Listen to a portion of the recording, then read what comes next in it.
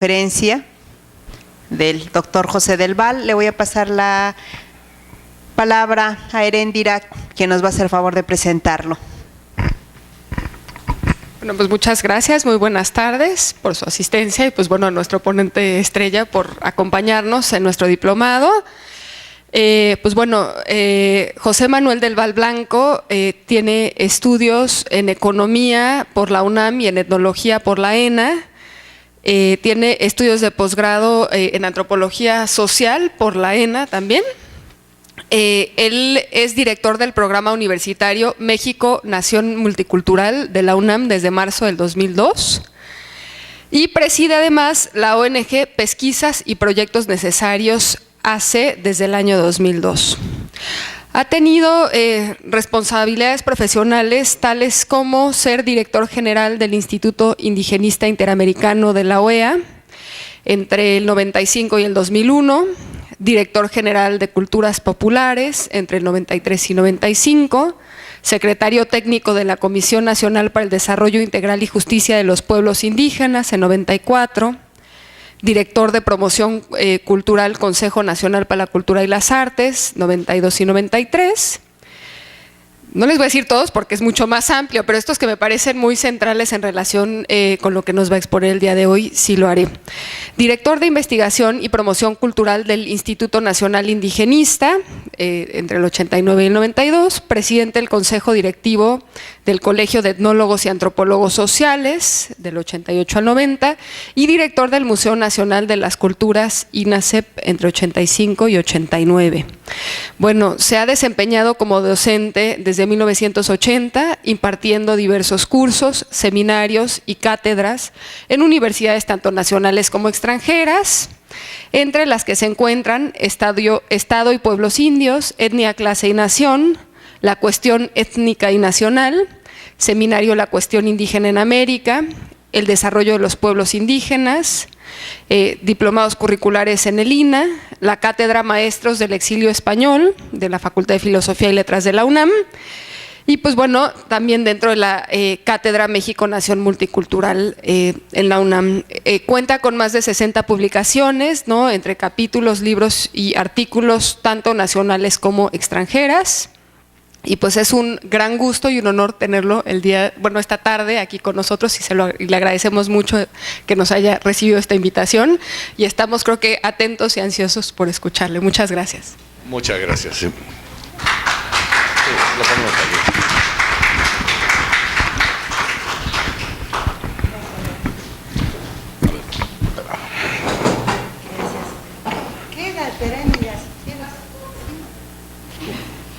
Para que se vea como Cristo entre los dos ladrones. Quisiera añadir que aparte de ser una persona muy amable, muy solidaria, ha sido amigo también de Carlos Montemayor y sabemos que es precisamente la cátedra Carlos Montemayor. Este es un homenaje más, de alguna manera, este diplomado que hacemos en memoria de Carlos Montemayor, de manera que le agradecemos muchísimo, de verdad que es un placer y un privilegio para nosotros tenerte aquí. Muchas gracias. Bueno, el gusto y el privilegio es mío de estar aquí con ustedes.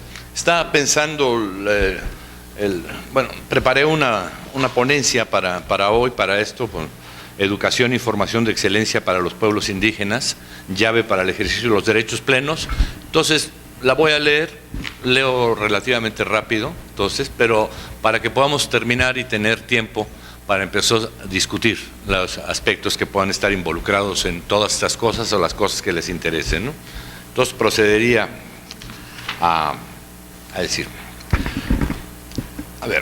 la eclosión contemporánea de la idea de multiculturalidad en el marco de lo que se reconoce cada vez más como crisis civilizatoria, que algunos la denominan crisis de la modernidad y otros el espíritu del tiempo, mientras que otras versiones lo configuran como el tránsito hacia el Estado posmoderno a partir de la biopolítica del imperio, constituye sin duda alguna uno de los más acuciantes retos para la comprensión del presente y futuro del planeta entero. La discusión ha sido establecida mayormente en los marcos del liberalismo filosófico, en torno a la idea de justicia. Discúlpame, que si te puedes pegar un poquito más al micrófono. Claro que sí, así ya es mejor. Sí. La discusión ha sido establecida mayormente en los marcos del liberalismo filosófico en torno a la idea de justicia, elaborando y proponiendo interpretaciones y fórmulas de solución a la aparentemente insoluble contradicción entre los derechos individuales y los derechos colectivos como sustento y contenido de la noción de ciudadanía y, en consecuencia, la definición de los derechos atribuibles. Se reconoce generalmente como origen de esta construcción conceptual el proceso de globalización y se reflexiona y discute a partir de la idea prefigurada del carácter, intención y voluntad homogeneizadora de tal proceso, y se aborda minuciosamente en torno a la paradoja evidente que supone el constatarse que, por el contrario, dicho proceso deriva en un estímulo importante y explícito para el reconocimiento, desarrollo y legitimación de las heterogeneidades y de la diversidad cultural, cuyos debates se centran en torno a la complementariedad de los procesos de homogenización y heterogeneización, las hibridaciones, los mestizajes y los sincretismos. Sin desconocer tan importantes discusiones y alegatos sin duda alentados desde los países centrales como Europa, Canadá y Estados Unidos, impulsados por la intensidad amenazante y generalizada de los procesos migratorios contemporáneos desde los países del sur, muchos de ellos sus ex colonias, hacia las naciones del primer mundo. Hay que reconocer que en nuestro ámbito en América Latina estos debates surgen específicamente asociados a la inocultable presencia y emergencia de las luchas emancipadoras de los pueblos originarios. A saber, en primera instancia, la denominada globalización del mundo contemporáneo arranca por la conjunción tiempo-espacial de por lo menos dos procesos diferentes. El primero, el fin de la mal denominada Guerra Fría, que es generalmente interpretada como el triunfo definitivo del sistema capitalista en el planeta, lo cual necesariamente instaura la posibilidad y necesidad de un reordenamiento del poder en el conjunto de las sociedades del sistema mundo, que de manera sorpresiva e impensable fue exponencialmente potenciado por un proceso de orden global, también que deriva de la explosiva irrupción del vehículo comunicacional del Internet y la constitución e implantación de la telaraña de las redes de comunicación.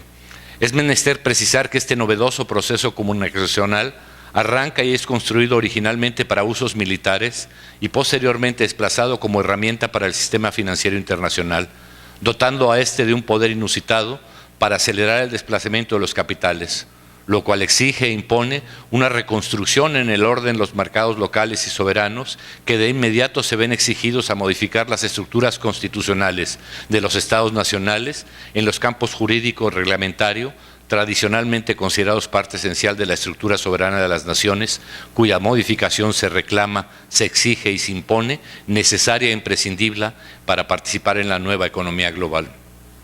Esta modificación de las estructuras jurídicas de los estados soberanos impone una restricción formal e ideológica a los compromisos sociales de los estados con sus ciudadanos, es decir, se modifican los términos del contrato social de las naciones, que ahora se ven obligadas a subordinar el cumplimiento de los derechos establecidos originalmente a las determinaciones y necesidades de los flujos de capital y a las exigencias establecidas por los mercados de la globalidad bajo el imperio eufemísticamente de las llamadas variables macroeconómicas.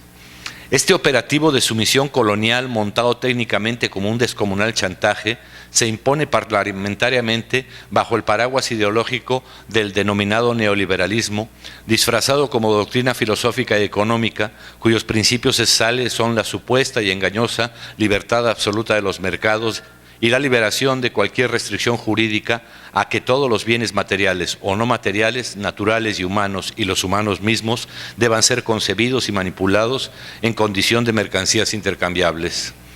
Esta apropiación indebida y abusiva de los dueños del capital mundial y del control del orden internacional se desarrolla de manera compleja y generalizada en todos los órdenes de la vida social de las naciones y los pueblos mediante un conjunto de ofensivas estratégicas en diversos niveles de la realidad y con diversa intensidad.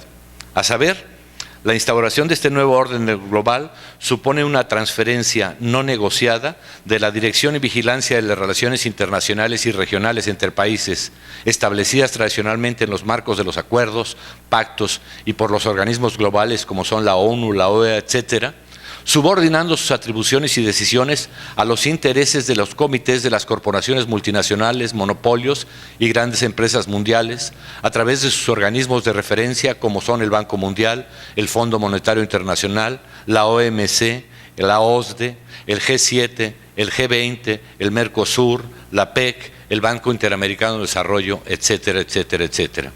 Este global y descomunal proceso se desarrolla de una manera múltiple y diversa, mediante ofensivas estratégicas simultáneas en varios órdenes de la realidad.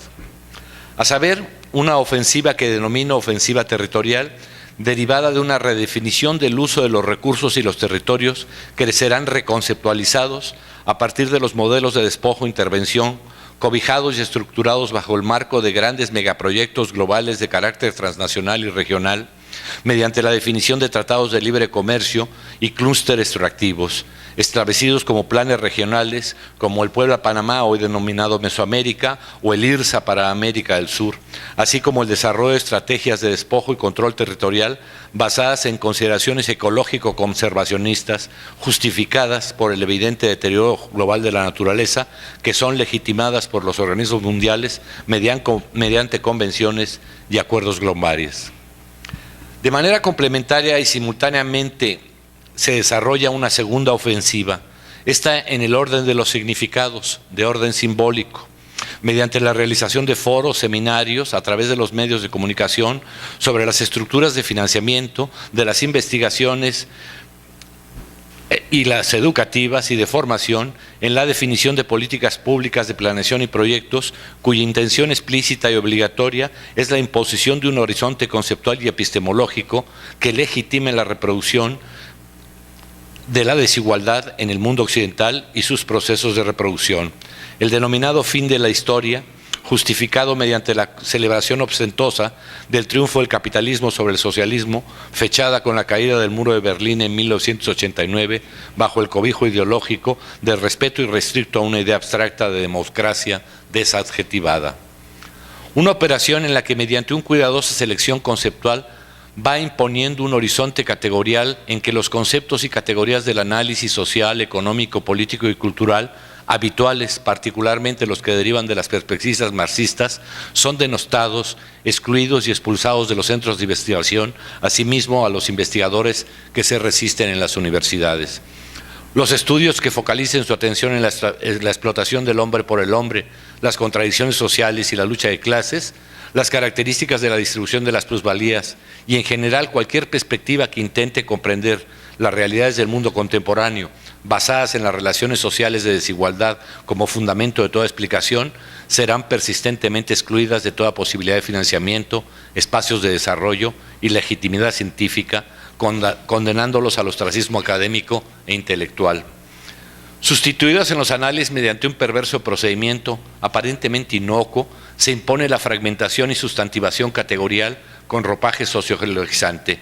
Un ejemplo paradigmático es la categoría de la desigualdad social como objeto de estudio y análisis de programas y políticas, desaparece asimilada a la noción de pobreza y sus mediciones.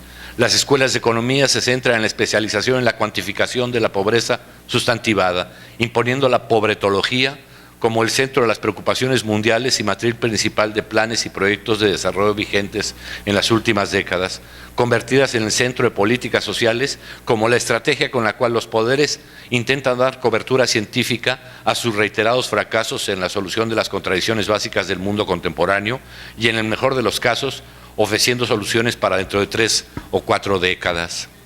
Esta ofensiva simbólica, este legrado epistemológico que se extiende peligrosamente en el campo de las ciencias sociales mediante un proceso de relajamiento y frivolización en la comprensión de la realidad, mediante la fragmentación y separación abusiva en compartimentos estancos e independientes de los diferentes aspectos de la vida social, mediante la concentración en estrategias a grupos abusivamente sustantivados, como son los jóvenes, las mujeres, los ancianos, los indios, los minusválidos, los migrantes, etcétera, etcétera, etcétera, etcétera. Objetos de incesantes encuestas y groseras mediciones que derivan en diagnósticos y programas reiteradamente fracasados. No hay más ejemplo, acaba de declarar nuestra secretaria de Desarrollo Social, que en los últimos 30 años los programas que ha ejercido el gobierno para combatir la pobreza han fracasado, ¿no?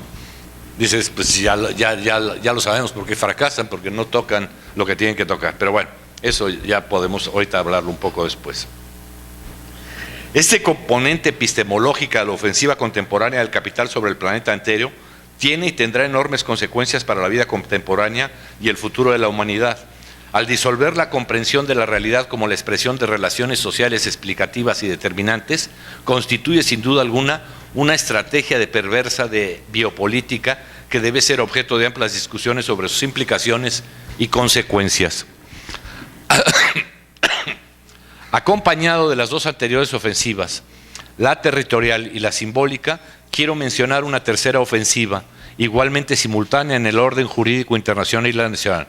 La ofensiva jurídica, que se expresa en el explosivo desarrollo aparentemente restitutivo de jurisprudencias, convenciones y acuerdos globales en el campo de los denominados derechos humanos, de forma particular los denominados derechos humanos de tercera generación, comúnmente reconocidos como derechos culturales.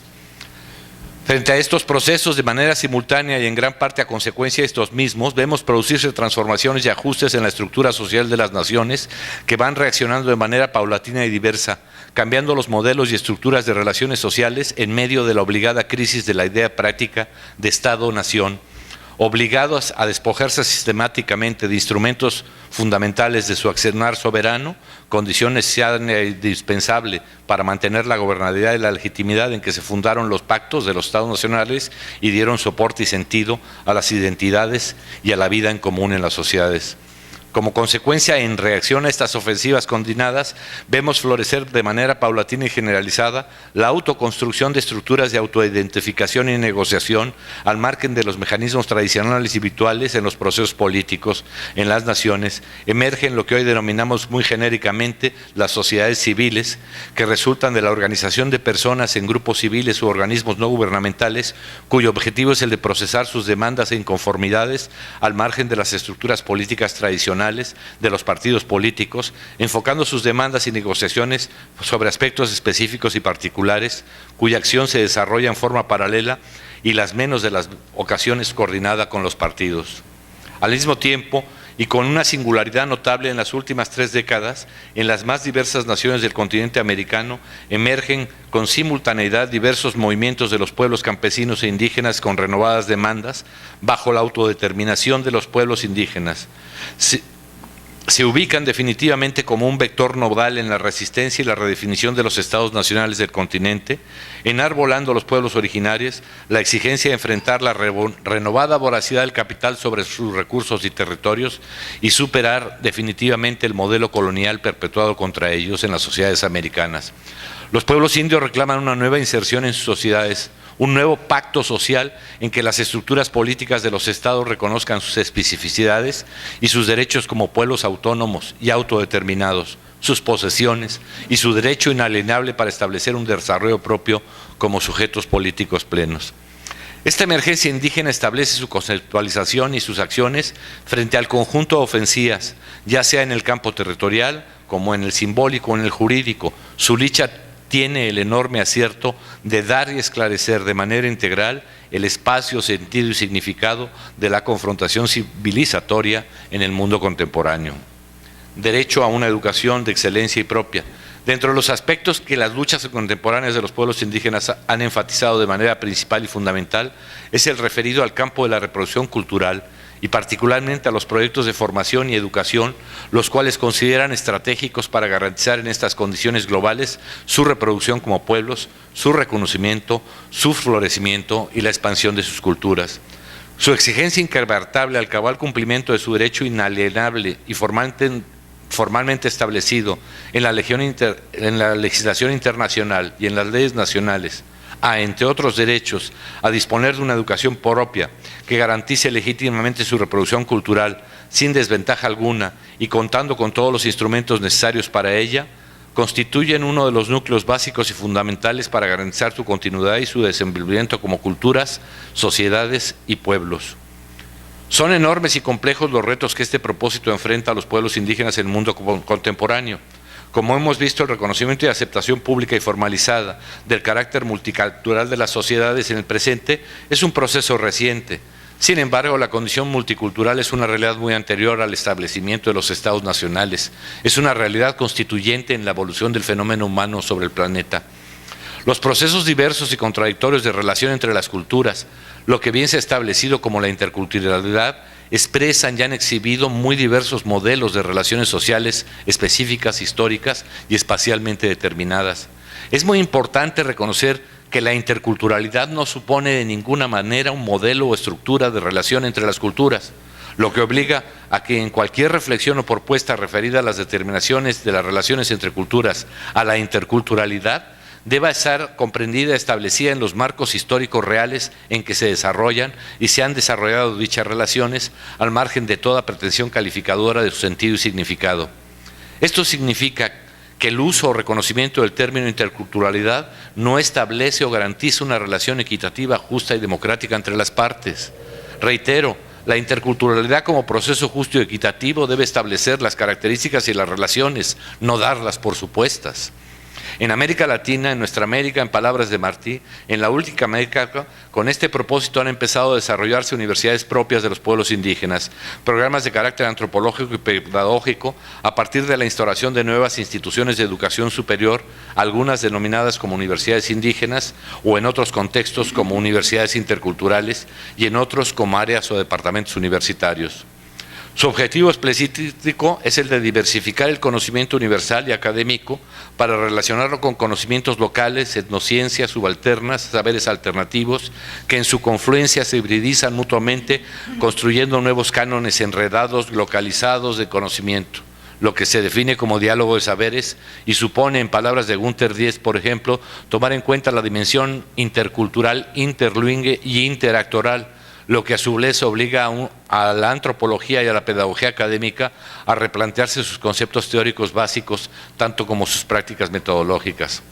A nadie escapa la dimensión del reto que supone desarrollar estas estrategias, que requieren sin duda alguna de una masa crítica de profesionistas indígenas, que a su vez deben construir un conjunto de presupuestos básicos que deben explicarse mínimamente para dotar de sentido a estos procesos y estar en condiciones de evaluar los resultados. Entre los aspectos involucrados en los procesos de formación y educación exigidos por los pueblos indígenas, me referiré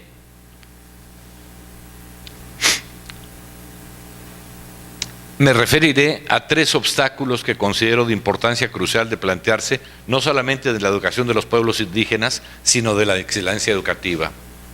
1. El racismo. El primero es la lucha contra el racismo, que sin duda alguna constituye una de las características más lamentables de nuestras sociedades. Su persistencia y profundidad y las estrategias para su eliminación definitiva requieren de una comprensión de la estructura y papel que este flagelo tiene en la sociedad. Al respecto, nos clarifica Wallerstein. La remuneración inferior de las actividades económicas periféricas de la economía mundo fue posible gracias a la creación de unidades domésticas en las que el trabajo asalariado desempeñaba un papel secundario como fuente de ingresos. Una de las formas en que tales unidades fueron creadas, es decir, presionadas para que se estructuraran, fue la etnización de la vida comunitaria en el capitalismo histórico. Sigue Wallerstein en otro párrafo. La movilidad ocupacional y geográfica a gran escala ha sido facilitada y no dificultada por la etnia. El racismo fue el modo por el cual diversos sectores de la fuerza de trabajo dentro de la misma estructura económica fueron obligados a relacionarse entre sí.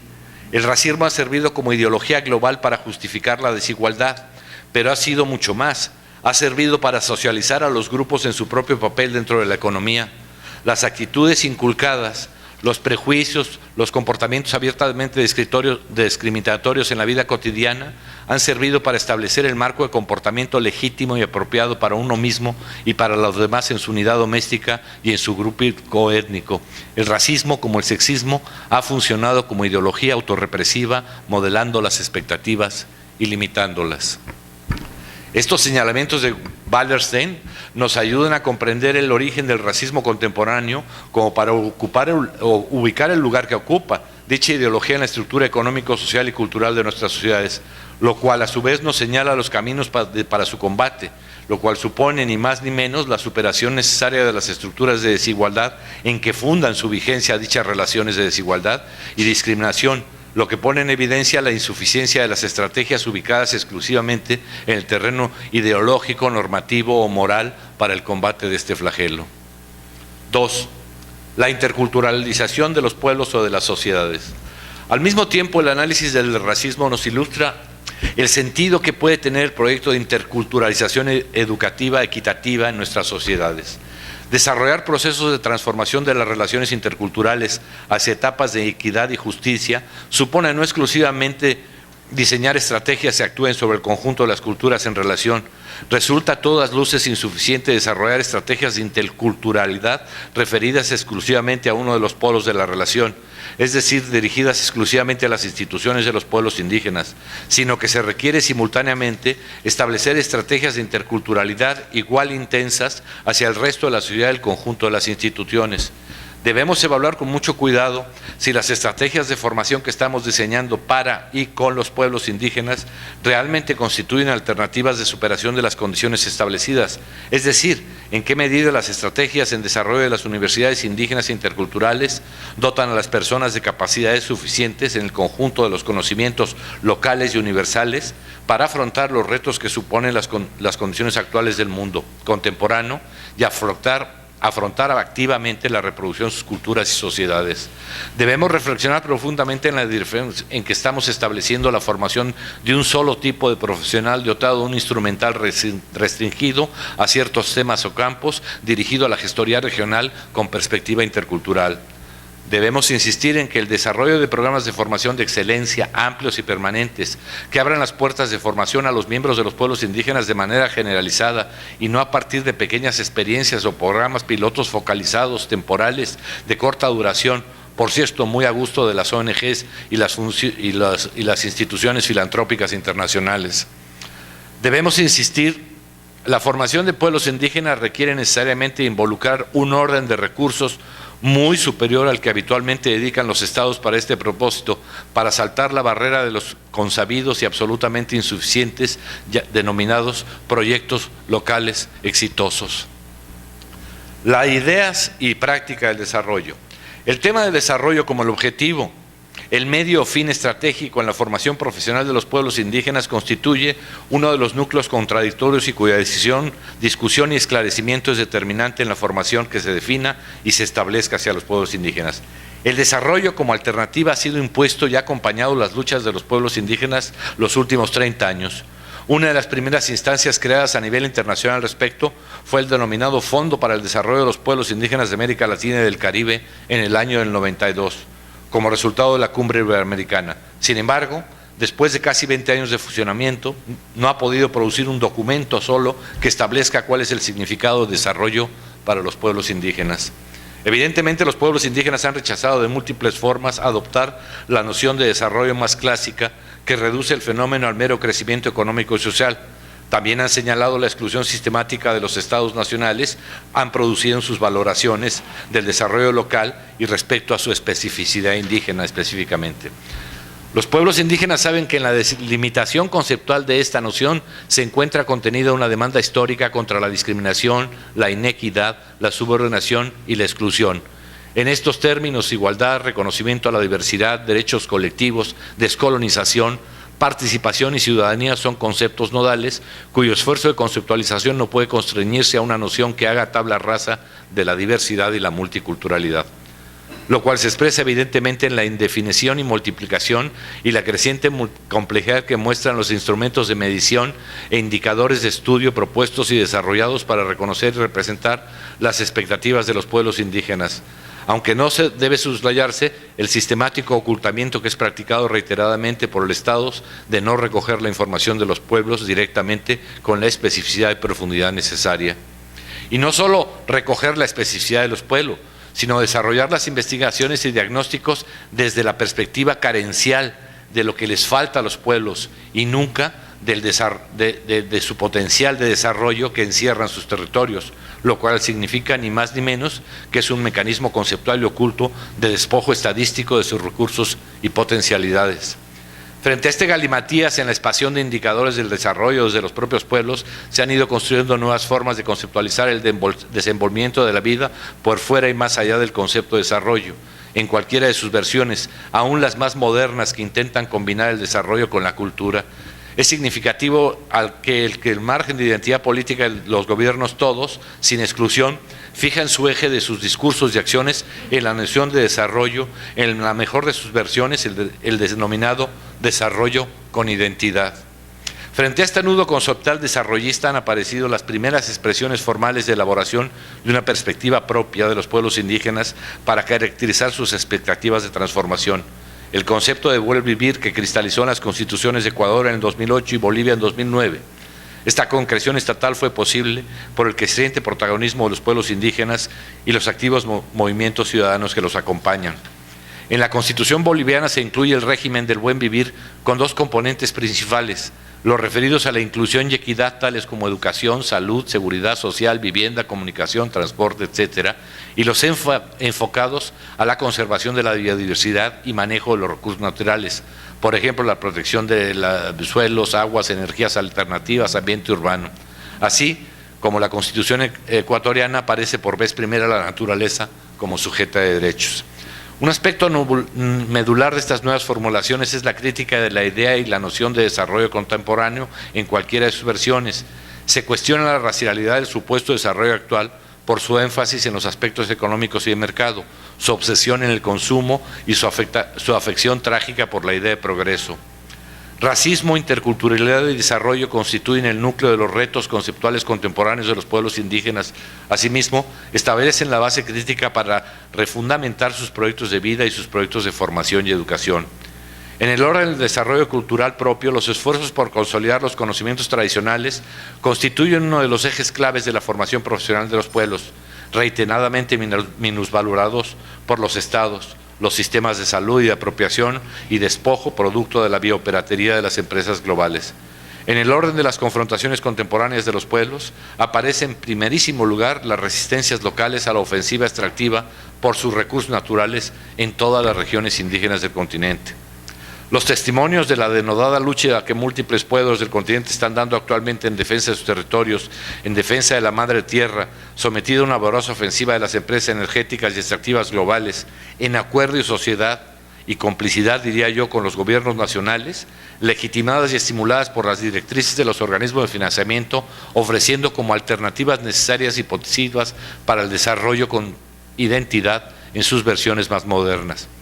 Este neoextractivismo, impulsado vigorosamente por todos los países del continente, significativamente con pleno consenso de todos los gobiernos, al margen de sus orientaciones políticas de cada uno, ya sean de derecha, de izquierda o de centro, busca imponer y legitimar en nuestras sociedades la búsqueda salvaje de energías baratas como la única y última alternativa posible para el supuesto desarrollo.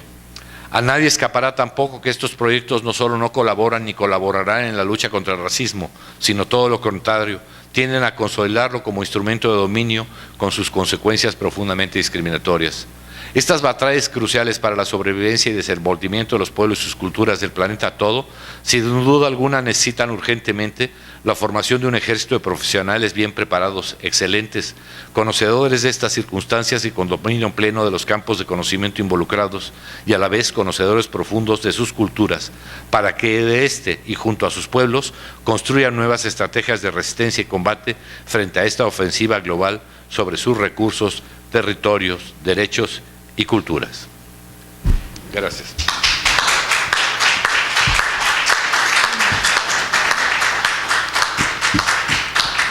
Muchas gracias. No, a ustedes. Creo que nos regalas unos minutos para preguntas, ¿no? Todo el tiempo. No se vale hablar tanto y luego irse. Si hay un micrófono para él, por favorcito, a ver si alguien quiere hacer alguna pregunta o comentario.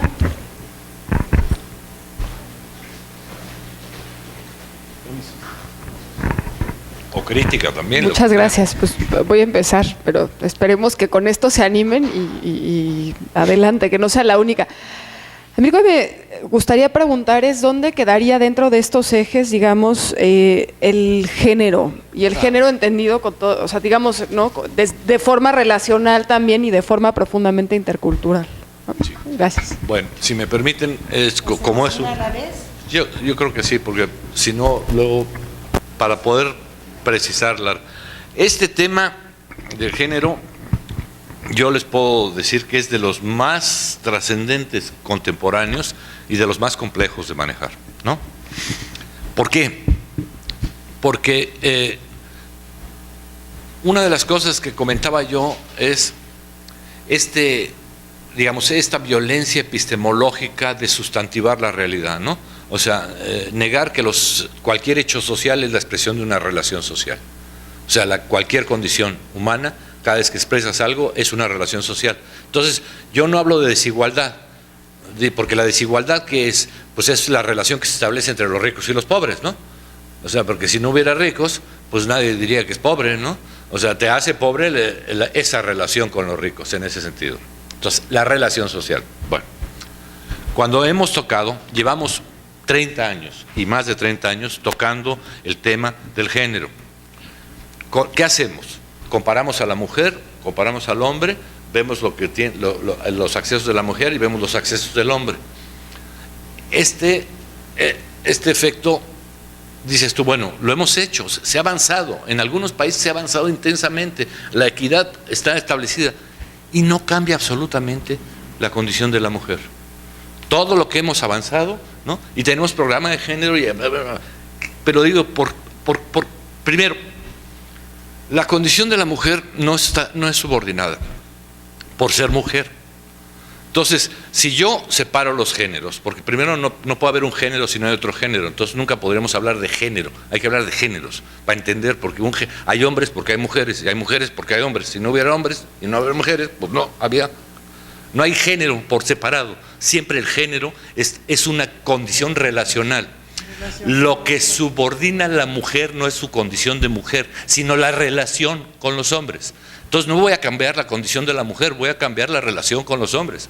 Todo lo que estamos haciendo es cambiarla a la mujer, señalarla, tú eres responsable, tú te tienes que liberar, tú tienes que cambiar, empodérate y no sé qué. Y, digo, los países que tienen, curiosamente, los países que han logrado relativa empoderamiento equitativo, resulta que son países que tienen los mayores índices de violencia intrafamiliar. Y no me refiero a Hungría, Uganda y Mali y Honduras, me refiero a España, Dinamarca y Noruega. El índice de violencia familiar es porque los hombres son igual que las mujeres. Entonces son machines con faldas, vamos a decir así, ¿no? La relación hombre-mujer se convierte en una confrontación, ¿no? De quién que... Digo, yo lo he discutido, te juro, me he dado unos agarrones con mi queridísima Lourdes Arizpe y Marta Lamas también, que reaccionan así, y yo lo entiendo, pero yo les digo es que si no entendemos que las relaciones, porque a ver, por ejemplo, un tema trágico que hay que comentar, el mayor índice de violaciones es en el seno de la familia. ¿Cómo el Estado va a combatir la violación en las banquetas cuando ya pasó? Y se dio en un sitio en que el Estado no habla, ni la ley habla, ni se mete a nadie. Digo, ¿cómo hemos permitido que suceda así? ¿Cómo hemos permitido que suceda así? Que se pueda dar ese proceso sin que digas, pues nada, ¿no? Si es dentro de su casa, pues ni modo. ¿Por qué? Porque no está ahí el tema. O sea, el tema está en que la condición de la relación hombre-mujer está determinada por el significado de que es ser papá, ser mamá, ser hijo y ser hija. Tenemos que replantear profundamente la idea de familia, el significado de los roles, qué es ser papá y qué es ser mamá, qué relación tienen con los hijos. ¿Es una relación de propiedad? ¿No es de propiedad? Bueno, si los hijos nacen y el niño a partir de que sale de su madre se llama Federico Gómez Pombo, ese niño es de todos, no de su papá y su mamá. Ellos son los padres genéticos, eso es irrelevante. Es la fortuna de ellos tenerlos, pero a partir de que el niño sale, todos somos responsables de esos niños, ¿no? Porque si yo hoy veo que el vecino de al lado le pega al niño y le digo, oye, no le pegues, dice, no te metas, es mi hijo.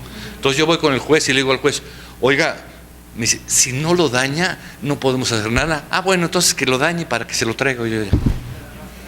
¿No? O sea, no.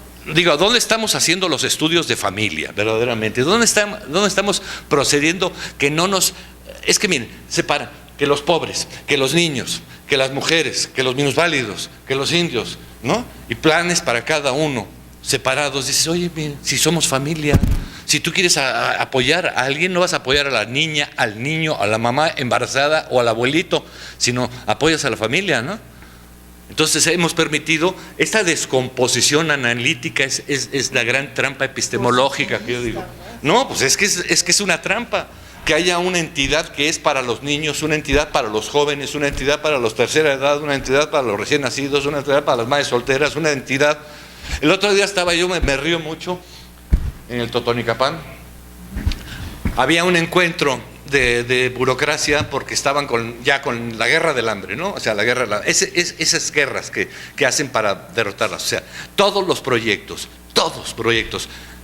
reconocidos desde todos, el que de solidaridad, oportunidades, prospera y ahora progresa, como lo quieran llamar, todos en 30 años han producido mantener a la pobreza pobre perfectamente, mientras la riqueza o sea, en los últimos, firmamos el Tratado de Libre Comercio y México creció a lo bestia creció México, pero el único que creció fue Slim, ¿no?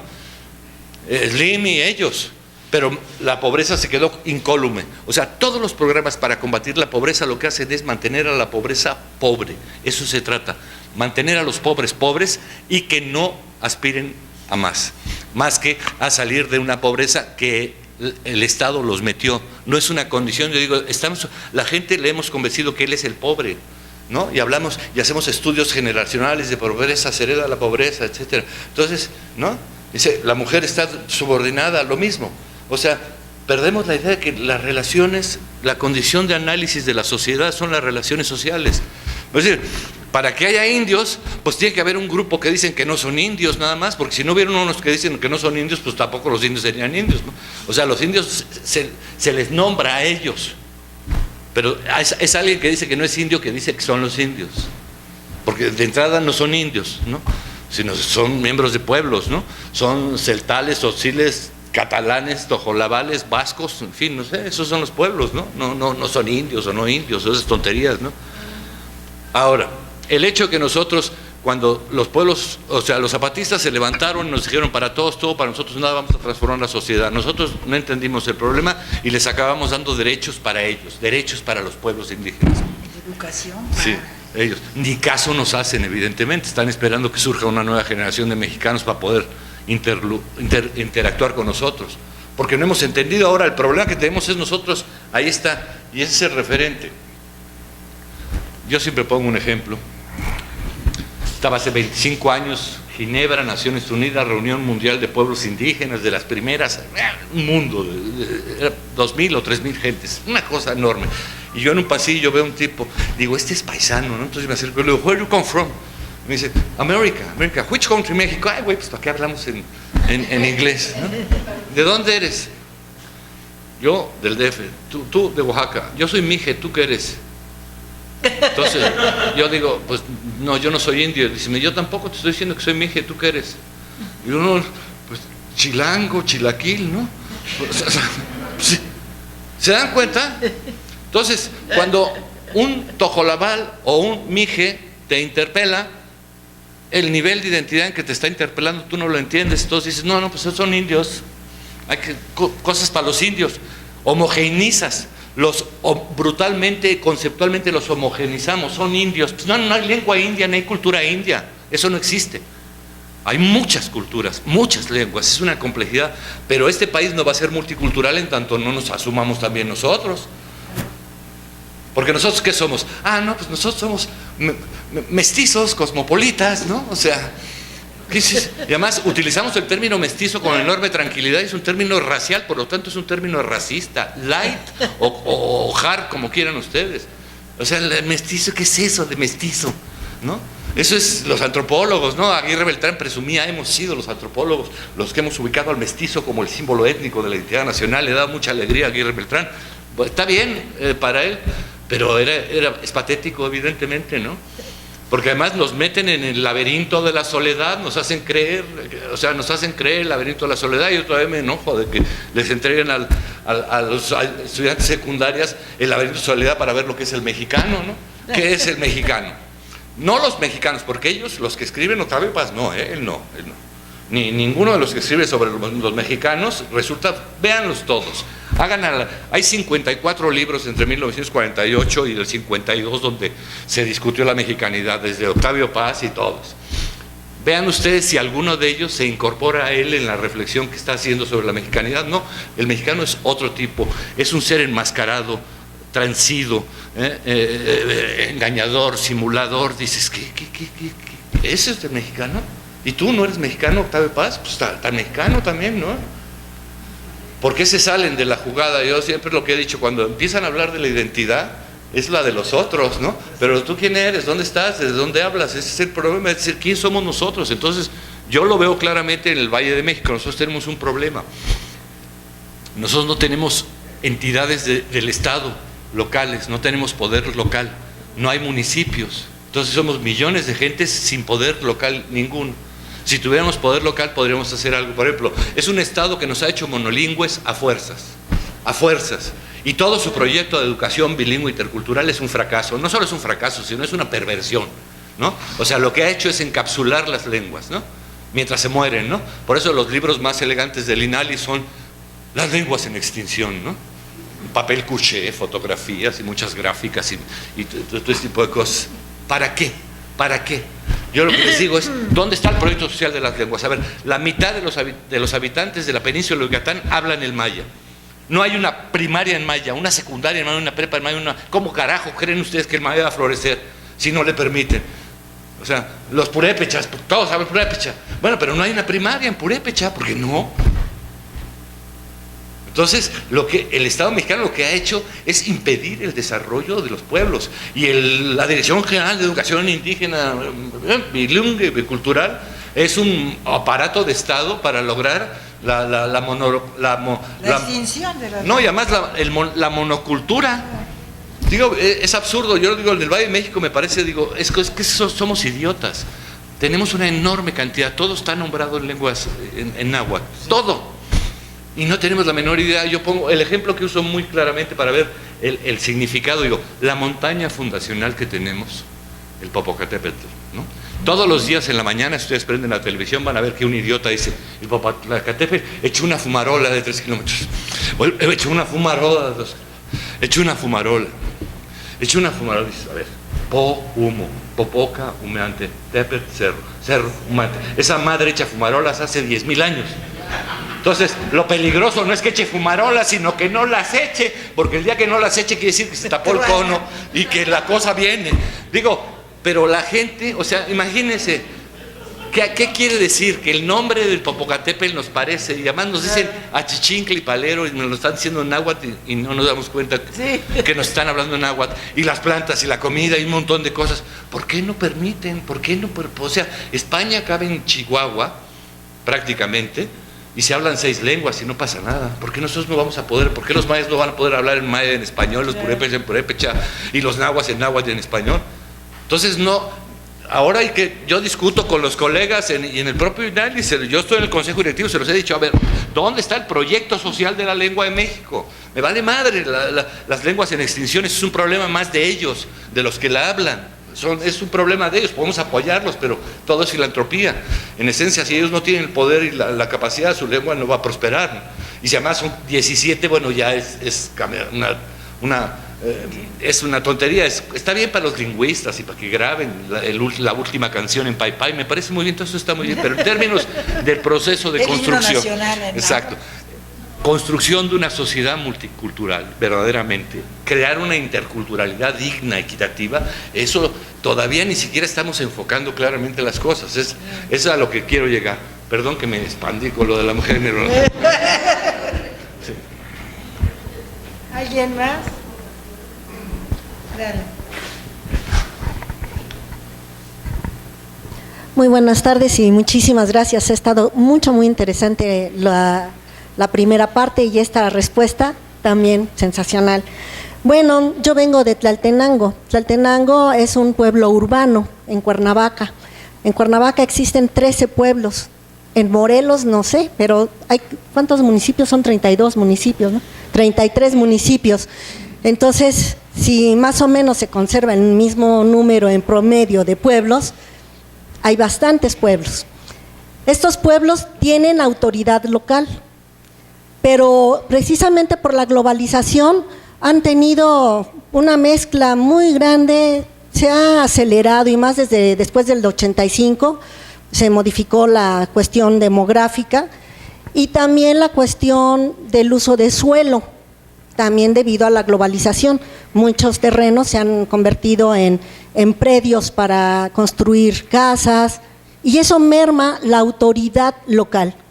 Y también se genera como una desapropiación de la identidad, porque al vender tan fácilmente sus tierras, el mismo sistema permite todo eso y la modificación del artículo 27 favorece ese despego, ¿no?, hacia la tierra.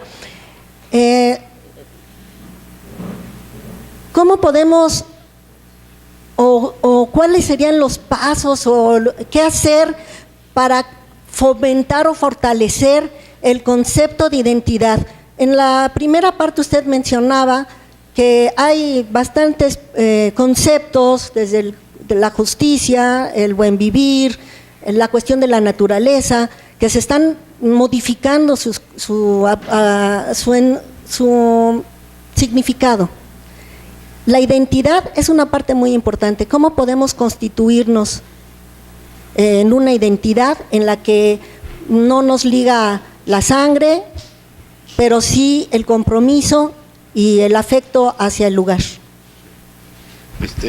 Bueno, digamos, con respecto a la identidad es como la materia, ¿no? O sea, ni se crea ni se destruye. O sea, a nadie le quitan la identidad. O sea, no, es constitutiva del ser. O sea, tu ser eres tu identidad en ese sentido. Que puedes hablar en tu lengua, pues si el espacio es adecuado, si hay un espacio donde la puedes hablar, la hablas, si no, no la hablas. Pero no pierdes la identidad que viene con esa lengua, ni pierdes la identidad en ese sentido. El que llega, ¿a dónde? Yo digo que, por ejemplo, las lenguas, el problema que tenemos es que creemos que el sujeto de los derechos lingüísticos son las personas. No, son los territorios. Lo que es bilingüe es un territorio. Entonces, si yo llego a un territorio donde se habla otra lengua, pues voy a aprender esa lengua. Eso es lo que me parece lógico, porque además todo ese territorio habla en esa lengua, efectivamente. Nosotros podemos ir a cualquier lado y no hablamos nada. No hay en ningún sitio espacios donde eso se haga.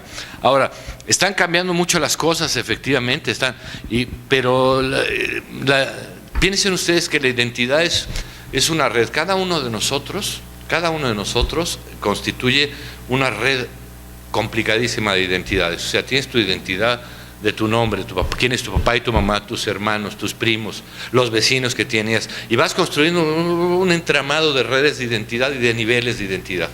Antes, lo que pasa es que el Estado Nacional Mexicano decía, ustedes son mexicanos y ya. ¿Y mexicano qué era? Pues era ser guadalupano, priista, ¿no?, y aztequista, ¿no? Porque tiene que ser así, los aztecas, los priistas y los guadalupanos. Porque digo, a los mayas, ¿qué demonios les interesa el Templo Mayor y las águilas maravillosas y todo, y la Coatlicue y todas esas cosas? Pues los mayas son mayas, les interesan los quetzales y otro tipo de pero los mexicanos hemos impuesto a los mexicas, somos mexicas. Además, el Museo de Antropología, si ustedes lo ven, todos son salas pequeñas hasta que llegas al final y es una sala enorme donde está el calendario azteca, la Coatlicue, el poder, ¿no? El poder. El imperio. Entonces, el imperio, porque además es lo que piensen ustedes, que solo los países imperiales o con vocación imperial tienen águilas en la bandera. ¿Y quién son? Roma, Alemania, ¿no? México, los gringos. Tenemos bandera, las águilas metidas en los símbolos específicamente, porque hay una vocación imperial disminuida en México, permanentemente soterrada en nuestra formación. O sea, la idea esa de que la podemos hacer pero no la hicimos, ¿no? Podemos ganar la Copa del Mundo. Cada vez que vamos a jugar fútbol, todo el mundo empieza a decir, ahora sí podemos, ¿no? Y se la empieza a creer, y ¡pum!, al final cae otra vez. Digo, porque es que somos idiotas. Digo, no, es que estamos educados así, estamos educados a ser los aztecas. Mientras no seamos los aztecas, pues no nos vamos a estar tranquilos todos, ¿no? Mientras no hagamos pirámides y eso, pues por eso ahorita el aeropuerto que van a construir, ¿no? Así que es una X así, porque para México, y va a estar todo adornado con cabezas monumentales y toda esa parafernalia. Y decía el arquitectito, que es el yerno del señor Slim, decía, con el nuevo aeropuerto vamos a redefinir la identidad del mexicano. Dice, ¿ustedes la van a redefinir con un aeropuerto? Ah, bueno, pues adelante, éntrenle, otros. Por eso quiero decir, que no jueguen los antropólogos con nuestra identidad, de que ahí se te cae la identidad, ¿eh? Si dejas de usar guarache y te pones unos tenis, ya no eres, ¿eh?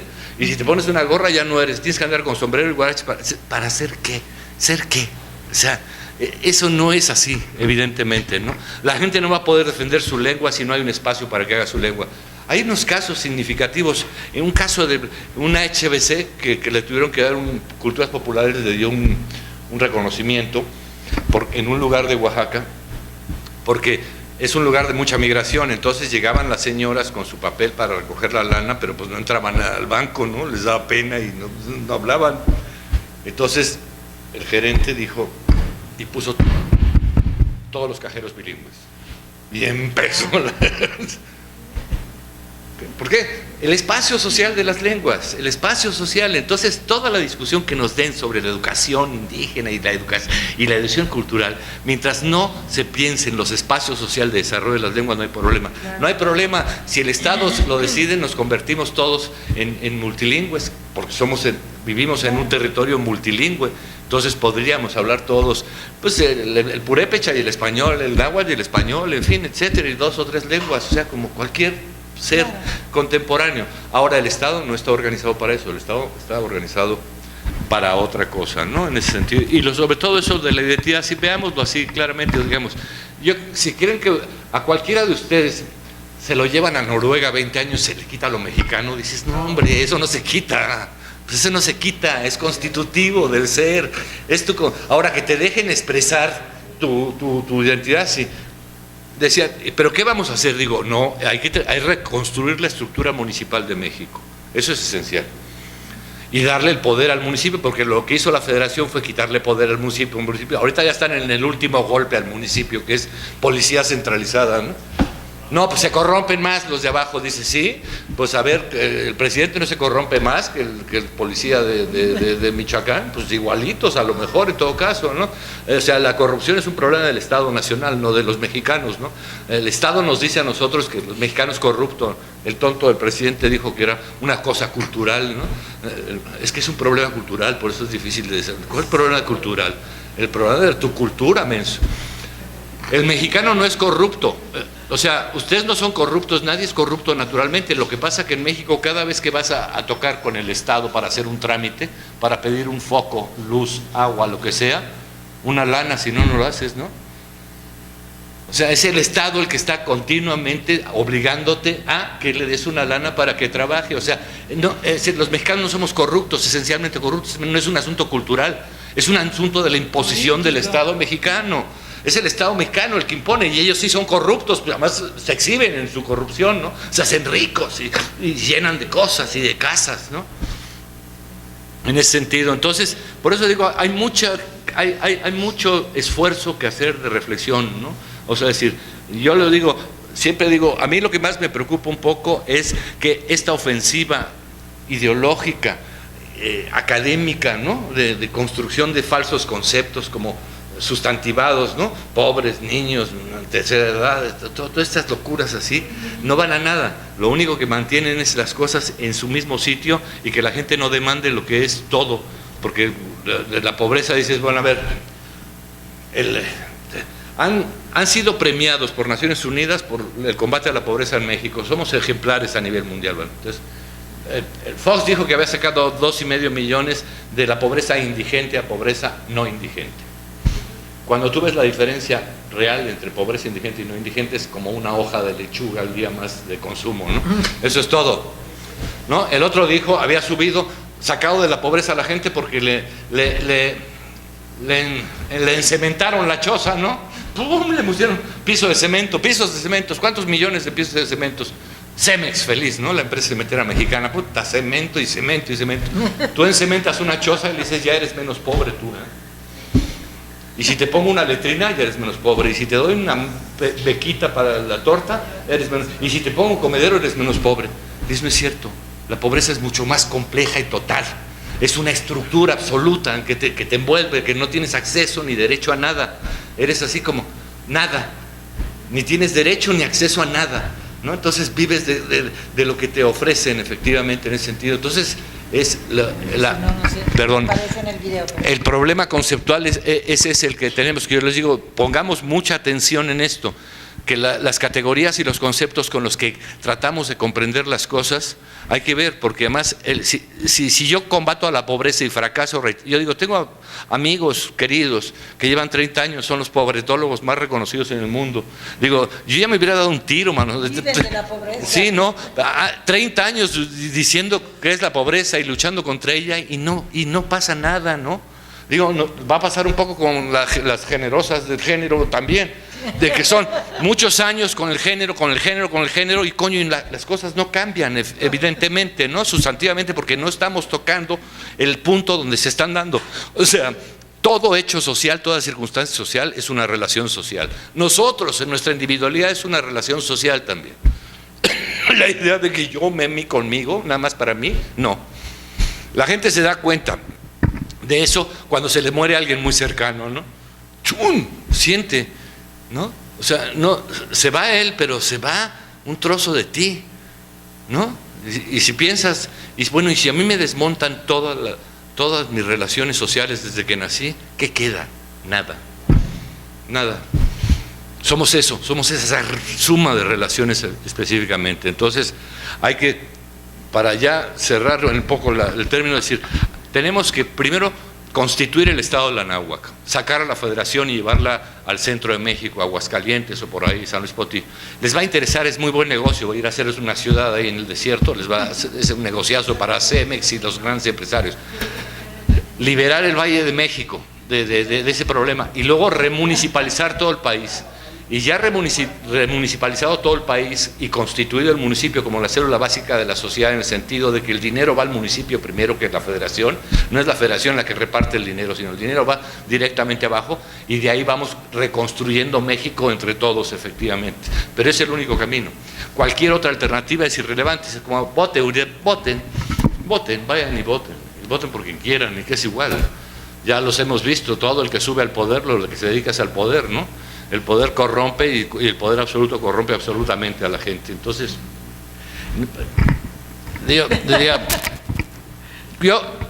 es un problema porque mi generación, que es la del 68, nuestra generación, ya dio todo lo que tenía que dar. Y el cambio de México requiere de los jóvenes. Los jóvenes son los que van a hacer cambio, son los que pueden quitarse de la buena. Yo digo, el problema de mi generación es que estamos más preocupados ya por la pensión, los y la próstata, que por el futuro de México, ¿no? O sea, ya el futuro nos parece algo imposible, ¿no? A cualquiera le dice, oye, ¿cómo ves si hay que remunicipalizar México? No se puede. No, nada se puede, no se puede nada. No es cierto, se puede todo, pero ustedes los jóvenes son los que lo van a hacer, los que sí pueden todo. Tienen que decir, bueno, ¿cómo hacemos en 25 años este país de verdad? Ahora sí lo construimos en serio.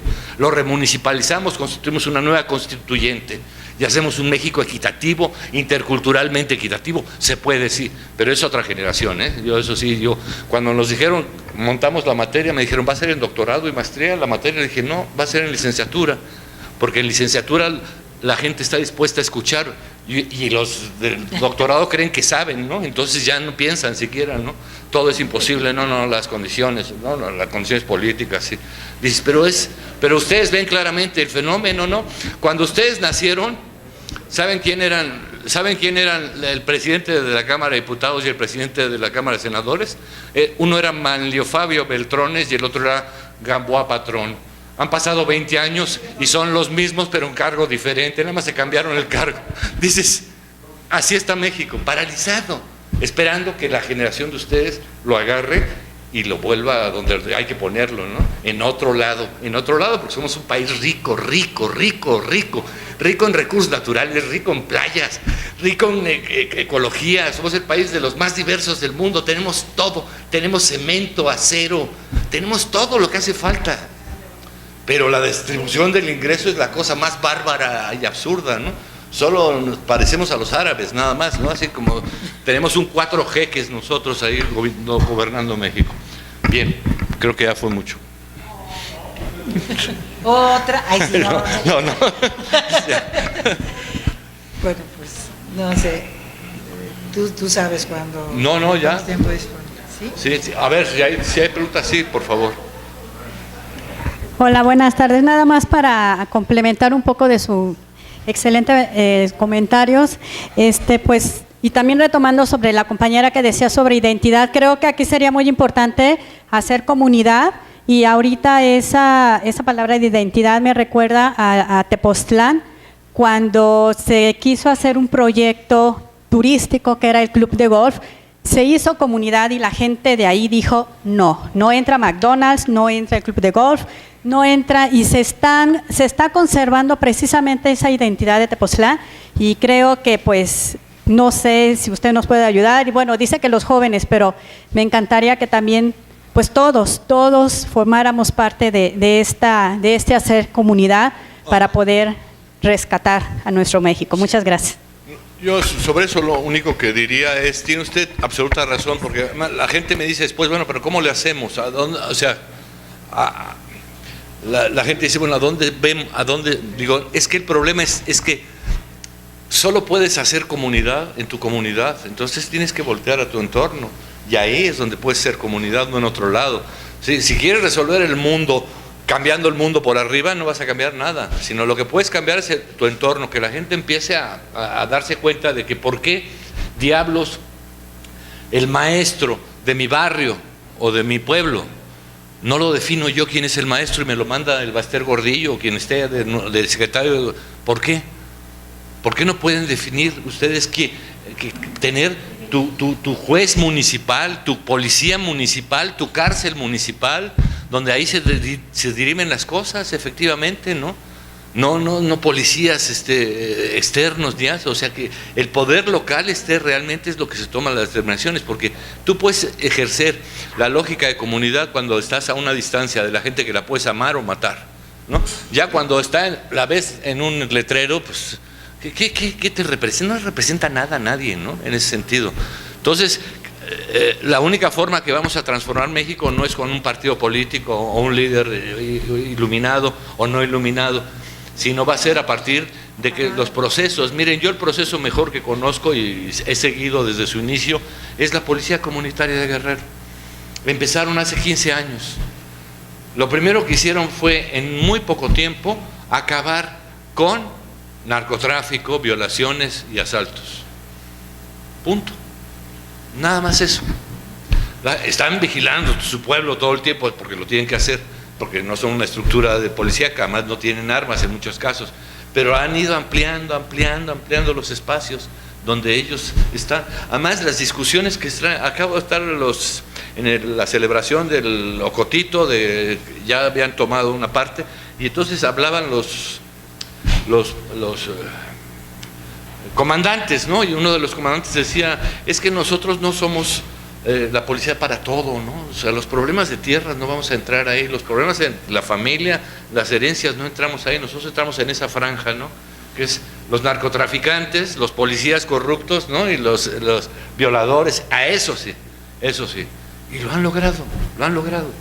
La gente puede pasear por los pueblos en la noche, no tiene miedo, ¿no? Están los policías comunitarios, ¿pero por qué? Porque son tus vecinos, porque son tus parientes, están cerca, estamos viviendo en común. Entonces, el único sitio donde podemos realmente empoderarnos es eso, en nuestras comunidades, efectivamente, en nuestras comunidades territoriales, con la gente que estamos, y podemos tomar determinaciones sobre qué escuela para los niños, o cómo el agua, en fin, porque si no, no tenías ninguna atribución legal, ¿no? Entonces, por ejemplo, esta idea de neoliberal absoluta de acabar con el municipio, ¿no? O sea, acabar ya, los municipios no son corruptos, dices, el más corrupto de todos dice que son corruptos, que por eso no, dices, es increíble, ¿no? Entonces, aquí sí. tenemos precisamente a Alvar, que está haciendo su tesis sobre la policía comunitaria. Ajá. Y otro compañero, Beto, Ajá. que está trabajando sobre Cherán. Con Cherán, sí, que son los dos casos más. Sí. Y aquí también se han dado en algunas comunidades, por momentos sobre todo, Ajá. el autocuidado, pues, de hacer por cuadrillas, organizarse. Exacto. Inclusive han llegado a linchar policías. No, por aquí. supuesto, por supuesto. O sea, No, sí. también tenemos aquí como No. nuestros antecedentes. La primera vez de la policía comunitaria, antes de que se convirtiera en policía comunitaria, se juntaron una vez 6 presidentes municipales en un festival y aparecieron en el kiosco de San Potitlán Tablas 6 tipos colgados, ¿no? Y eran los habían agarrado varias veces, los habían bajado así con todo el costo a la policía, Y los dejaba sueltos. y los dejaban sueltos, violadores, asesinos. O sea, entonces, ¡pum! Ahí empezó. Sí. Se empezaron a poner de acuerdo y decir, bueno, somos nosotros los que tenemos. Además, decir, no tengan miedo. ¿Cuántos son esos? Son 25, somos 500, ¿no? O sea, somos 500, no tengan miedo. Entonces, quitarle el miedo a la gente para que se empodere, que eso sí es importante. O sea, que la gente sepa que somos muchos. Con palos, aunque traigan 6 ametralladoras, son 6. Nos duran muy poco. Ese es el Por eso la política del terror que están Exactamente. implementando ahorita. sí. Sí. Miren, no hay, disculpen, vaya, la conferencia inaugural de nuestro cuarto módulo, el cuarto módulo de nuestro diplomado. ¿Alguien del diplomado que quisiera hacer algún comentario leve? Sí, claro, por supuesto. Sí, me gustaría que de los compañeros del diplomado que dieran su opinión de lo que escucharon.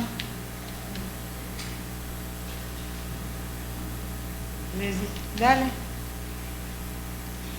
A Tonalcinte de Tetelcingo, el papá y la mamá de Hueyapan, Ya. es hablante. ¿Qué tal? Perfecto.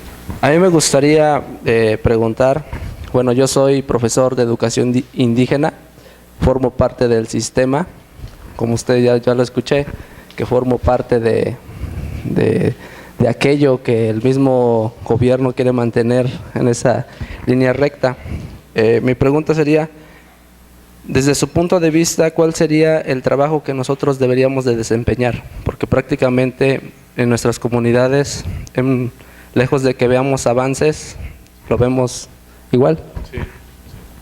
No, por eso el punto es sacar la lengua al uso público, pero el problema es que si el Estado la tiene, o sea, si el Instituto Nacional de Lenguas Indígenas, la Dirección General de Educación Bilingüe Intercultural y toda la estructura está montada así, ¿qué puede hacer un maestro? Pues nada, perdón, no puede hacer mucho él como solo, ¿no? Pero yo lo que sí creo en determinado momento es que tarde o temprano hay que vencer la resistencia al uso de la lengua, ¿no? A nivel local, ¿no? Evidentemente, que es donde se usa la lengua. Estaba con el director de Cultura el otro día de México, ¿no? Del DF, con Eduardo Vázquez, y le decía yo, está muy bien que ustedes tengan aquí en la capital un centro de apoyo a las culturas, pues hay representantes indígenas de 37 pueblos diferentes en la Ciudad de México viviendo y eso, ¿no? Decía, pero no le pueden dar atención a los problemas culturales de todos ellos. Ellos están en un territorio. Ustedes asuman la responsabilidad que tienen con el náhuatl aquí, en este territorio. O sea, vamos a hacer cartillas de náhuatl para que todos los niños y los maestros todos aprendan náhuatl al mismo tiempo y en 1 o 2 generaciones seamos bilingües ya otra vez y recuperemos la comprensión de dónde estamos, quién somos, la relación con la tierra que se habla, todo ese tipo de cosas que no las podemos construir en abstracto, no es un problema ideológico, es un problema concreto, de vínculos concretos con la realidad, ¿no? Efectivamente. Entonces a nosotros nos tienen desvinculados, ¿no? O sea, vivimos en un territorio que está nombrado una lengua que desconocemos todo, ¿no? Entonces es así como. Ahora, te digo, con lo de los maestros es un problema porque la educación bilingüe está ordenada un poco en términos de facilitar la castellanización, ¿no? Esa sería, digamos, la función que tiene a nivel escolar, específicamente.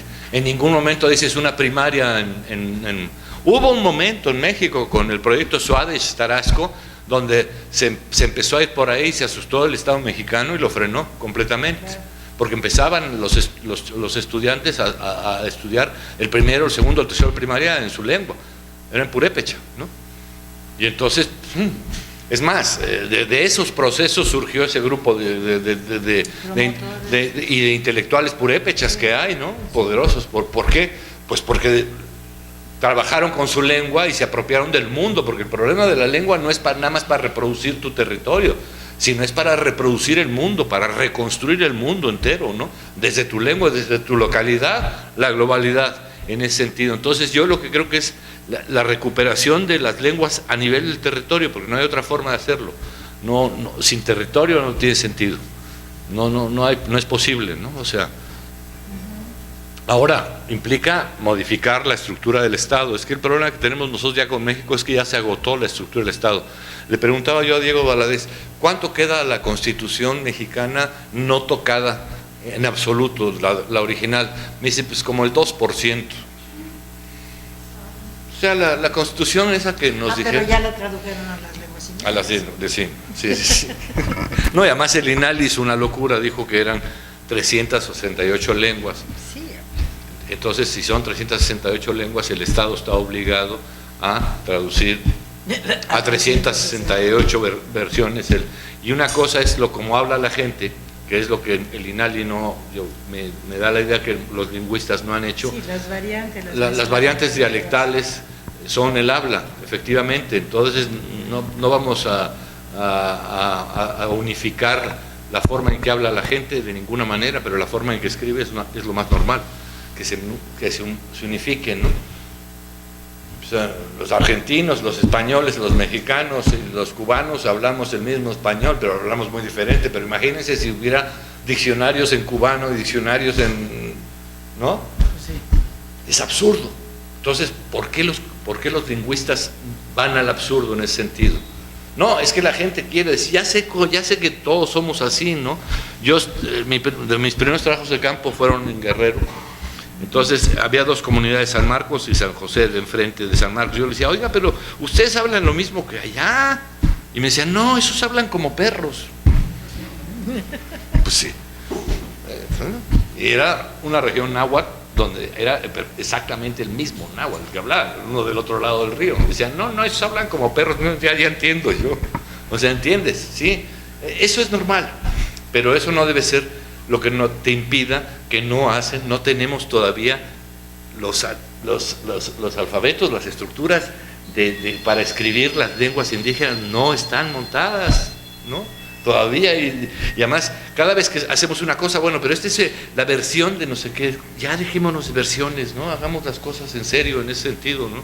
La gente va a hablar como le dé la gana, ¿no? Ahora tenemos que aprender todos, si queremos aprender todos, tenemos que aprender a escribir de cierta manera y luego hablaremos como querramos, con el tono que querramos, los artilugios lingüísticos que nos dé la gana. Pero tiene también, o sea, por ejemplo, la escritura que impuso la SEP para las lenguas es un desastre porque se pierde la lógica de la lengua, porque va tasajeando una lengua aglutinante, por ejemplo, en el caso del náhuatl. Entonces se pierde cómo piensan, cómo construyen. Claro, no. Entonces no es tampoco... No, la construcción debe ser, hay que respetar la construcción, no las variantes, porque a mí me pasa muchas veces que dices... Y los maestros hablantes finalmente están aleccionados por la SEP. Entonces está muy difícil. Lo que pasa es que todo eso llegó ya a un límite. Sí. Yo lo que perdón. Sí. Buenas tardes. Yo nada más para confirmar, ¿no? Todo lo del gobierno. También soy maestra de educación indígena. Y pues se habla mucho de la articulación, ¿no? De la educación ahorita, pero ¿cómo nos dejan a nosotros? ¿Cómo se articula nuestra educación indígena? Es cierto que hay preescolar, hay primaria, pero la secundaria, ¿en dónde queda? O sea, el gobierno también trata mucho de... Y de ahí, pues ya la demás carrera, ¿no? Que sigue ya, como bien en el otro módulo estaba el bachillerato, pero que pues es el único.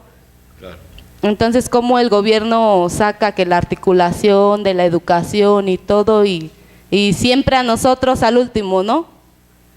A este aspecto al último, o sea, nuestra articulación de nosotros no la toman en cuenta.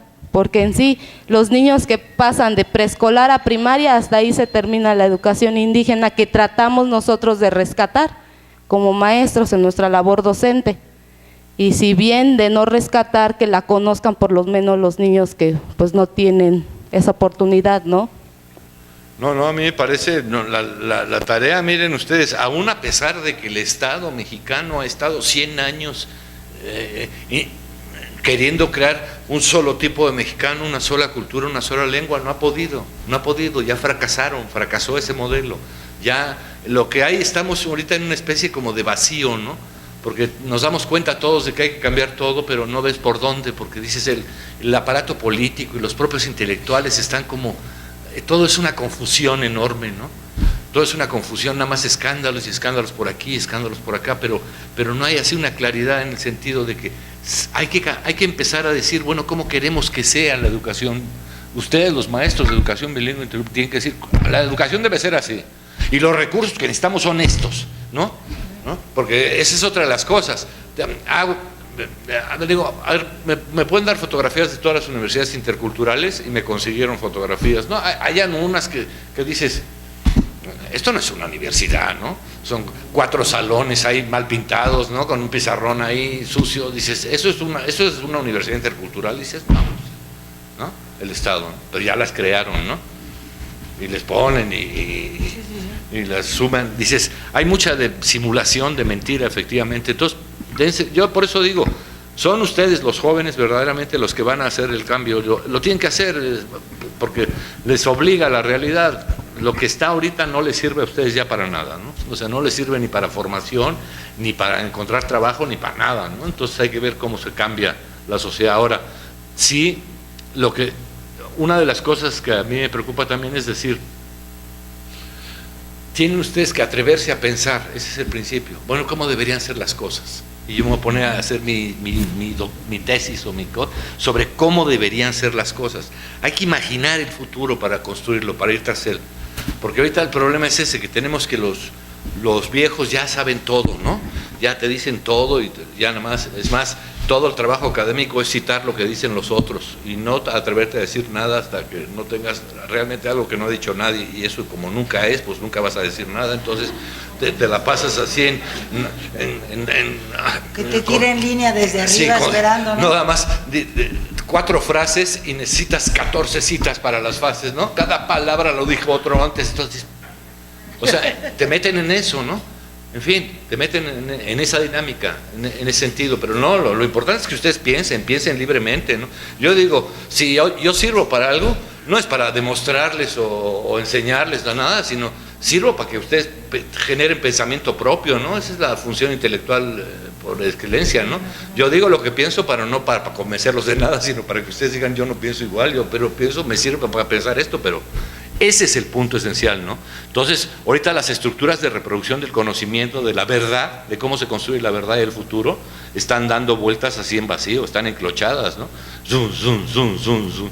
No están produciendo nada, ¿no? Con una realidad que se manifiesta así como va encima de la gente, ¿no? Encima de todo, ¿no? Ya una sociedad militarizada por todos lados, gente armada, ¿no? En camionetas así, ¿no? Cazando a cualquier lado, así, todo así. Y eso como en una normalidad, como si no pasara nada, ¿no? O sea, dices, entonces hay que imaginar ese México nuevo, ¿no? Y está en sus manos y tenemos todos los elementos. Yo les digo, hay pocos países tan ricos como nosotros, ¿no? O sea, vean ustedes en el mapa, ¿por qué creen que estamos ahí? ¿Se dan cuenta? Agarran el mapa del mundo. Estados Unidos. Sí, no, además pasa, ustedes tiran un corcho en el Mediterráneo y llega al Caribe, ustedes tiran un corcho en Japón y llega a Acapulco. Independientemente de los mexicanos y antes de los mexicanos, eso se pasaba allá. La estructura de las mareas va así. Entonces todo, aquí han venido antes, sí, hombre, los chinos estuvieron mucho antes que Colón, evidentemente, por acá. Y no solo los chinos, sino por el otro lado también. Porque las mareas, o sea, un corcho en la boca del Mediterráneo llega al Caribe mexicano y un corcho en Japón. Y por abajo también, los dos lados tienen las corrientes de bajada y subida. Entonces, México está en ese centro, América se aprieta así, ¿no? Por eso tenemos la segunda región de etnodiversidad del mundo, que es la zona de Oaxaca, evidentemente, ¿no? Pues está todo así. Es como no se sabe si fue Humboldt o Cortés cuando le dijo el rey, oye, ¿cómo es México? Agarró una hoja de papel, la arrugó completamente y la puso así, le dijo así.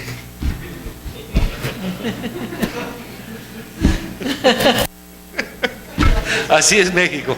Entonces, ecología, pueblos, lenguas, es de una riqueza absoluta, evidentemente. Estamos en el centro de todo eso, independientemente de nosotros, por eso les digo, no más allá. Entonces, ocupemos adecuadamente el centro, ¿no? Pero no a la manera azteca. De plano.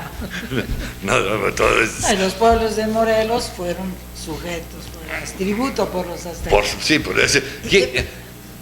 ¿Quién conquistó a México? Pues lo conquistaron los pueblos, ¿no? Que se agarraron de los españoles para tirar a los aztecas, pues si no. Perdón. Sí, José Manuel, teatrero invitado.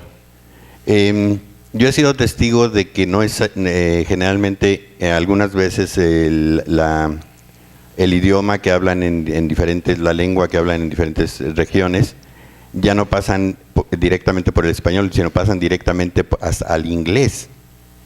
Entonces la culturización que se ha dado durante muchísimo tiempo ya es directamente, incluso con muestras de inmigración directa a los Estados Unidos, ¿no? Me tocó ver a unos indígenas en un supermercado tratando de encontrar tortillas hace ya antes de que hubiera la industria de la tortilla en los Estados Unidos, y tratando de encontrar a alguien que les tradujera de su lengua al inglés. Bueno, pero esa es una cosa. La otra es, la pregunta que tengo es, hay un intento de una nueva constitución a nivel de movimiento social. ¿Dónde quedaría la propuesta o la situación de la educación indígena dentro de esta nueva propuesta? Y yo estoy de acuerdo de que este cambio sí está basado en los jóvenes, pero está basado en los jóvenes menores de 100 años.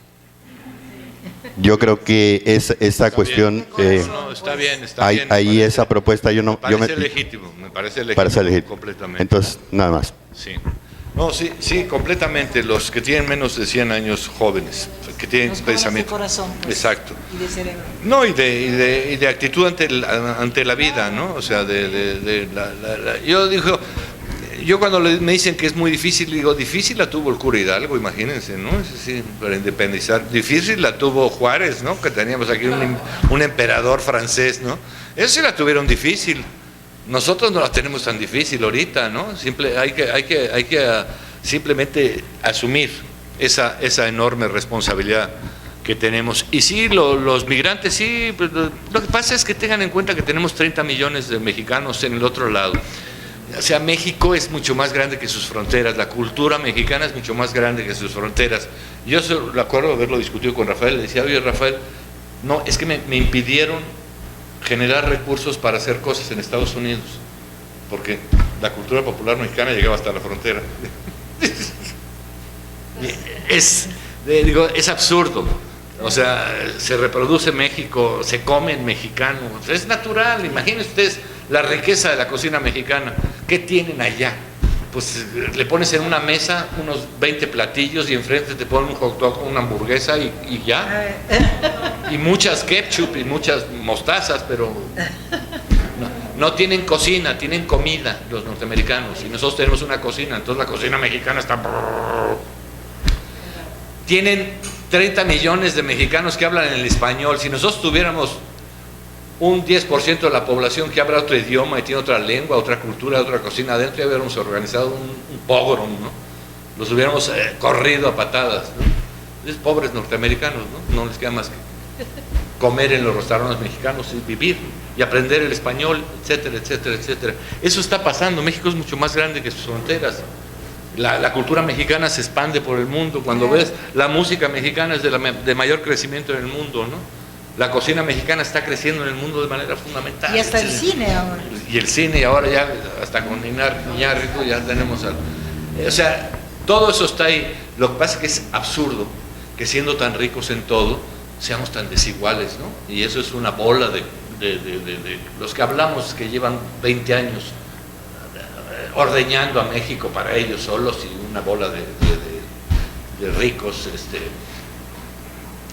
en fin, que han perdido el sentido de la vida en comunidad, de las relaciones sociales, etcétera, etcétera, ¿no? Bueno, pues sí. Agradezco su paciencia. No, perdón. ¿Se vale? Perdón. Claro que sí. Además, yo al por mayor 3 por 1, pero Una de las preguntas con las que empezó la conferencia, con la que arrancamos este diplomado que hizo Rodolfo Stavenhagen fue: tenemos un Estado plurinacional sin una ciudadanía multicultural intercultural, no multicultural del melting pot, ¿no? Sí. Entonces, ahorita, polemizando un poco en relación con lo que acabamos de escuchar, yo digo, bueno, ¿tenemos entonces ese Estado? ¿Tenemos un marco de Estado obsoleto? Parece que incluye, bueno, constitucionalmente ahora que somos plurinacionales, ¿no? Pero parece que tampoco ni la forma tenemos, ¿no? Digamos, ni la ciudadanía, quizás, o sea, hay contenidos, pero no sé, o sea, contenidos, cultura viva, transformándose, pero no sé si el término ciudadanía nos sirve, digamos, que entendido en estas, pues digamos, en estos formatos que no representan esa vida social y esas relaciones. Esa es la primera. La segunda tendría que ver, parece que tenemos como tres grandes vertientes, ¿no? Capitalismo, vil, salvaje, neoliberal, que se sobreespecializa además, ¿no? en esta extracción, etcétera. Una segunda vertiente que sería un poco más como capitalismo con rostro humano, ¿no? Y entonces tratamos de repartir un poquito y tratamos de, etcétera, ¿no? Y la tercera alternativa tendría que ver como con estas,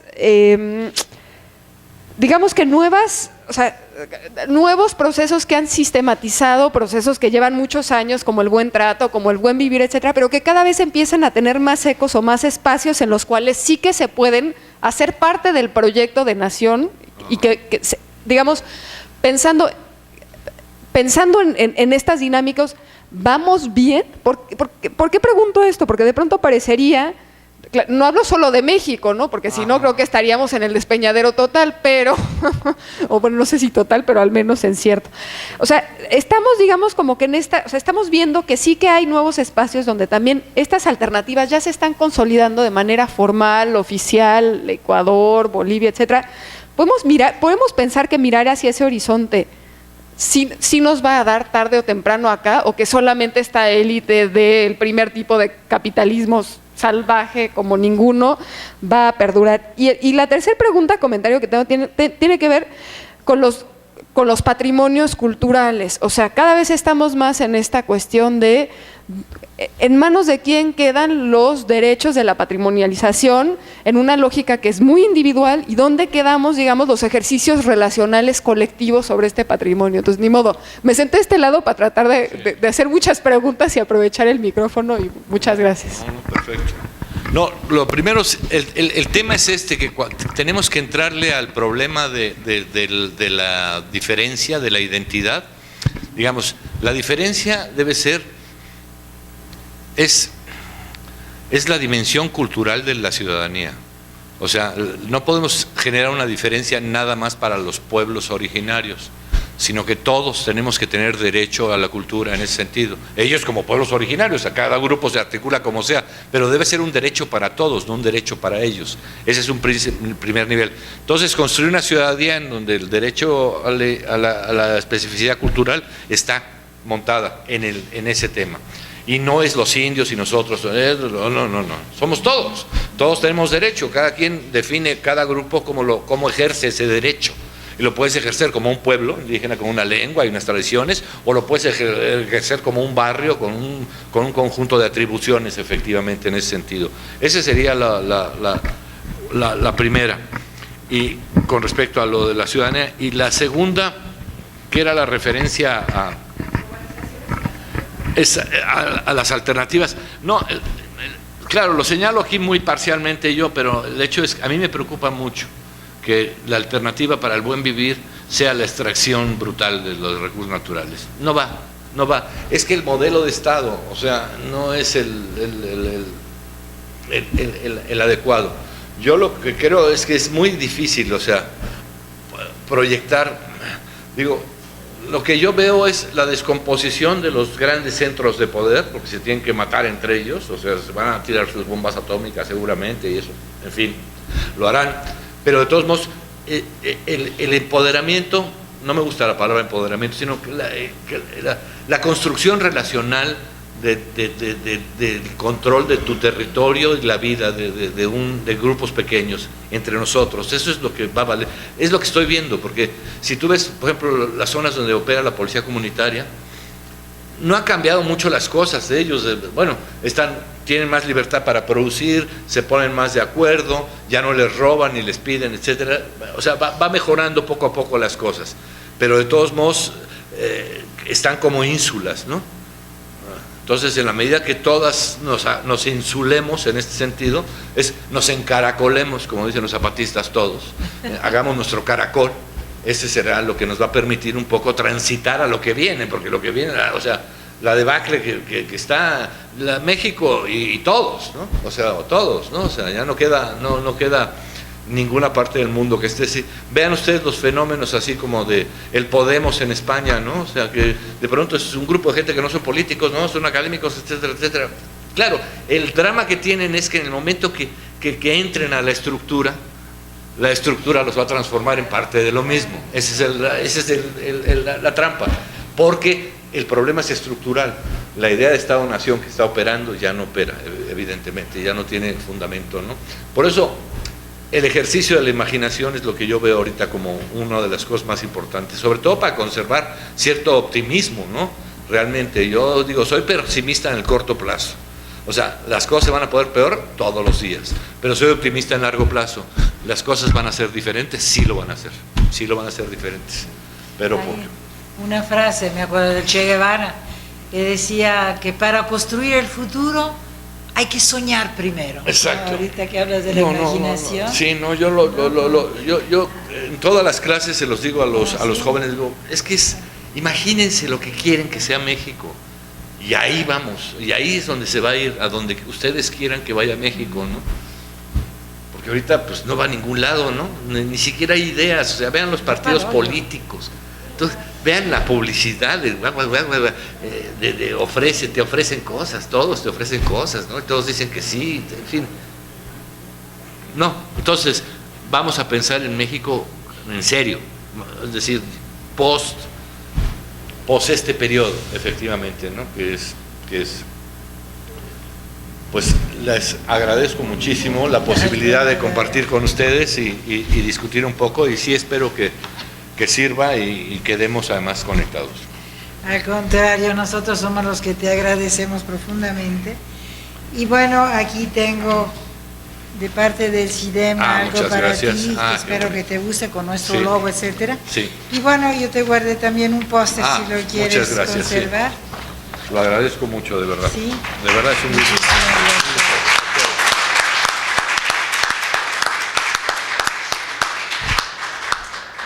Muchísimas gracias. No, a ustedes, de verdad. Qué bueno. Servir un poco para que ellos. Porque